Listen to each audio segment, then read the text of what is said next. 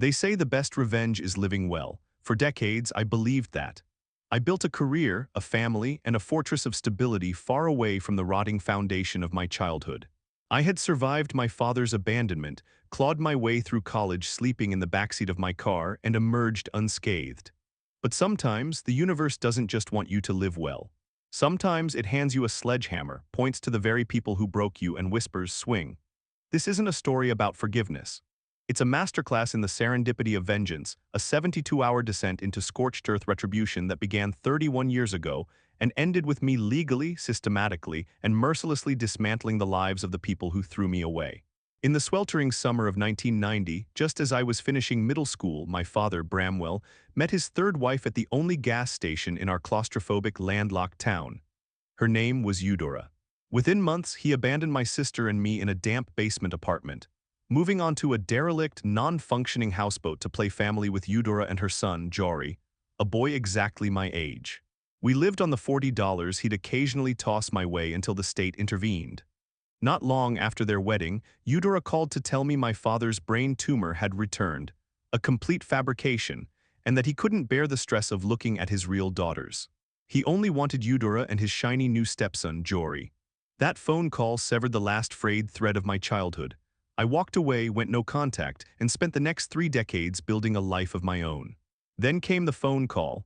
2 years ago, the screen of my phone lit up with a number I hadn't seen in years. It was my father's brother, Vance. His voice was gravelly hesitant. Bramwell was in a nursing home in my state, barely 20 minutes from my house. He was alone, desperate, and needed my help. Jory, the golden stepson who had been handed everything, the vocational school tuition, the house, the inheritance, had completely ghosted him. Eudora had died of lung cancer a few years prior, a miserable, agonizing end that I felt absolutely nothing about. Upon her death, Jory had taken over as Bramwell's power of attorney, moving himself and his kids into my father's house. Now Jory was missing in action and my father was panicking. He begged me to drive the 90 minutes across state lines to check on the house. He didn't ask about my career, he didn't ask about my family. After 30 years, I was nothing more than an errand girl. Out of pure, morbid curiosity, I agreed. I wanted to see the home he had chosen over me. I wanted to see the life I was supposedly unworthy of living. What I found was 50 shades of absolute squalor. The grass was a waist-high jungle of weeds and neglect, choking the path to the front door. 3 rusted pickup trucks sat sinking into the mud of the front yard, their truck beds overflowing with rotting garbage, mildewed clothes, and shattered glass. My father's handicap-accessible SUV sat on 4 flat tires, the interior packed to the ceiling with fast food wrappers and black trash bags. I didn't have a key, so I waded through the overgrown brush, peering through grime-caked windows. The inside was a hoarder's labyrinth. Mountains of rotting boxes, broken furniture, and unidentifiable filth. Plastered across the front door and the carport were half a dozen neon-colored notices from the city threatening condemnation. A stark white letter in the mailbox stated that the Postal Service was officially suspending delivery due to abandonment. I stood in the humid afternoon air, taking in the stench of decay, and pulled out my phone. I didn't call my father. I opened a browser and spent the evening meticulously researching the unilateral power of durable and medical powers of attorney. The next morning, I walked into the sterile, bleach-scented room of the nursing home. Bramwell lay in the mechanical bed, frail but furious as I swiped through the photos of his ruined estate. He cursed Jory's name, vowing to break his jaw, and demanded I fix the mess. I looked at the man who had discarded me, my face a mask of absolute calm. I told him I would handle everything, but only if he signed a comprehensive, irrevocable power of attorney over to me. Financial, medical, total control. If he refused, he could rot in this bed and figure it out himself. He agreed immediately. I found a hungry, highly competent lawyer willing to drive across state lines to draft the paperwork right there in the nursing home. He drew up a beautifully bulletproof document, layered with clauses I didn't even know I needed, and officially revoked Jory's legal standing. The ink dried, the trap was set. I moved in silence. Small towns are suffocating spiderwebs where everyone knows your business before you do, so I ensured my name appeared nowhere. I created anonymous email accounts, opened a P.O. box in his town, and filed a universal mail forwarding notice. I pulled my father's credit report, a disastrous landscape of maxed-out cards and defaulted loans. Armed with my ironclad legal authority, I walked into the local branch of his small-town bank. changed the address on all his accounts, and requested every transaction record dating back 13 months to the day Eudora died. The next afternoon, sitting in the lobby of their main corporate branch, I cornered a service rep and demanded a crash course in the account's history. That was when I discovered the staggering, breathtaking stupidity of my stepbrother.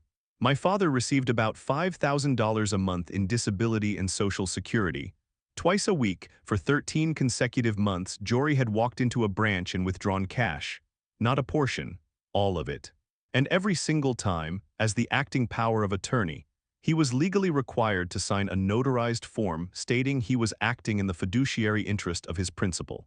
I sat in the bank lobby, tracing my finger over withdrawal after withdrawal, confirming with the teller that Jory had personally signed for every penny. Armed with the financial autopsy, I drove back to the house and called a locksmith. He popped the first deadbolt, and the stench that rolled out of the doorway hit us like a physical wall. It was a putrid fog of ammonia, rotting meat, and wet mold. We both gagged. I was so deeply mortified by the biohazardous nightmare I had subjected him to that I tipped him $60 just to make eye contact with me again. With shiny new keys in hand, I called the police. I requested an officer meet me to document 3 abandoned, unregistered vehicles on my property. When the tow trucks arrived, the driver hopped out with a clipboard. I signed only my first initial. He squinted at the horde behind me and asked if I knew Jory. Running on a pure, unadulterated high of righteous hatred, I looked him dead in the eye. "Do you?" I asked. The driver scoffed, muttering that Jory was a worthless deadbeat. I smiled, sharp and cold. "If you see him, do me a favor, tell him Tamsin is coming for him." The driver's bravado vanished. He recognized a woman who had nothing left to lose and everything to destroy. As the tow trucks dragged Jory's life away, I sat on the rotting steps of the carport. The sun was dipping below the tree line, casting long, bruised shadows across the yard. From inside the dark house, I could hear the faint, sickening rustle of roaches and rats scurrying over mountains of trash. The smell of decay was clinging to my hair, sinking into my pores. A wave of cosmic, blinding rage washed over me. 72 hours. That was all it took for 30 years of distance to evaporate, leaving me sitting in the literal filth of the people who had ruined my youth. I had a choice. I could lock the door, drive back to my pristine life, and let the city bulldoze the problem. Or I could double down. I thought about Jory, living off my father's stolen money, blissfully unaware that his financial umbilical cord had just been severed. I thought about the sheer panic he would feel when he realized he was penniless, homeless, and hunted. I didn't just want justice. I wanted total annihilation. The next morning, I walked into my hometown courthouse. I bypassed the lingering crowds and approached the clerk, calmly requesting a restraining order against Jory on my father's behalf. I filled out the forms on a rickety wooden table, detailing the financial abuse and the hazardous living conditions. The clerk ushered me directly into the judge's chambers. I noticed the walls were plastered with military commendations and veteran appreciation certificates. I smoothed down my sweater, making sure the Department of Defense contractor logo on my chest was perfectly visible. The judge asked about my father's service in the Marines. We talked about duty, honor, and the tragic reality of elder abuse. He stamped the temporary order without a second thought. Next on the list was the cleanup. I hired a specialized biohazard crew to shovel the waste out of the house. It cost $7,000 of my father's remaining funds, but I would have paid triple. On the second day of the purge, the foreman sent me a text message that made my blood run cold. Buried beneath a rotting stack of pizza boxes in the master bedroom, they had found the mummified remains of my father's dog. They sent me high-resolution photos of the tragic curled-up carcass. I saved every single one. I printed them out in glossy 8x10 formats, drove to the nursing home, and handed them to my father. I watched his face crumble as he looked at the pet he had left in Jory's care. I made sure he saw every angle. With the physical evidence secured, I walked into the local police precinct to file felony charges. The detective assigned to the desk was a walking cliché of small-town apathy. He leaned back in his chair, sipping stale coffee, and tried to brush me off, claiming that since Jory had power of attorney, his actions were a civil matter. I smiled, unzipped my leather tote, and dropped a 3-inch thick binder onto his desk. I opened it to the first tab, handing him a highlighted copy of the state statutes regarding fiduciary duty and elder exploitation. Then came the bank statements, the notarized withdrawal slips, the photos of the hoarded house, the mummified dog, and a meticulously color-coded spreadsheet detailing the theft of over $130,000 in cash. I leaned over his desk, my voice dangerously quiet. "I have copies. I will wait here for my case number." 30 minutes later, the detective returned, looking pale and deeply apologetic. I walked out of the precinct with a felony investigation officially underway. The final nail in the coffin was the permanent restraining order hearing. I sat in the polished wooden pew of the courtroom, waiting. Eventually, the heavy double doors swung open and Jory slinked inside. He looked utterly destroyed. His clothes were stained, his hair was matted, and his shoelaces were untied. I had to bite the inside of my cheek to stop from laughing out loud. The judge reviewed my towering stack of evidence, noted the active felony police investigation, and granted a permanent, lifetime restraining order. Jory was legally barred from ever coming near my father or the estate again. I didn't stop there. Using my legal authority, I aggressively liquidated everything. I found a cash-in-hand real estate flipper who bought the rotting house for exactly enough to pay off the mortgage, ensuring the property would never enter probate. There would be absolutely nothing for Jory to contest. I uncovered Eudora's life insurance policy, which had left my father $50,000. Jory had been too busy stealing the disability checks to touch it. I immediately transferred the remaining balance into an obscure, high-yield account, setting up micro-transfers so my father's primary checking never held more than $100 at a time. Then I found my father's own life insurance policies. Eudora was still the beneficiary. Since she was dead, the slot was technically vacant. I used my power of attorney to permanently assign myself and my sister as the irrevocable beneficiaries. My father spent the last months of his life completely in the dark. He died believing he still owned his home, oblivious to the fact that I had systematically erased his legacy. When he finally passed away in June, I arranged for him to be buried in a remote national cemetery for disabled veterans, a place so far away that no one from his past will ever visit him. There was no funeral. There was no service. His ashes were placed in a cheap, vibrant purple urn, his absolute least favorite color. In August, my phone rang. It was the prosecutor's office from my hometown. The paralegal on the line gleefully informed me that Jory had been arrested just after midnight a few weeks prior.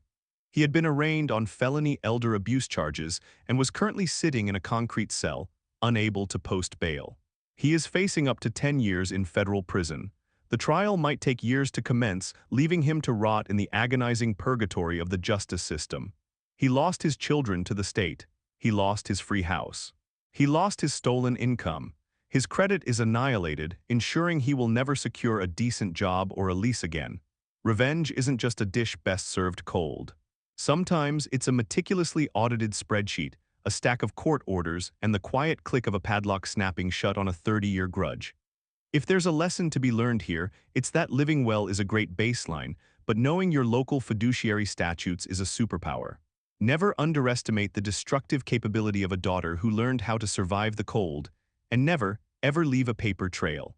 If you enjoyed this story of absolute scorched-earth karma, make sure to hit that like button and subscribe for more real-life revenge stories. Have you ever had to deal with a toxic family member who got exactly what was coming to them? Drop your story in the comments below. I read every single one of them. Until next time, stay sharp, keep your receipts, and never let them see you coming.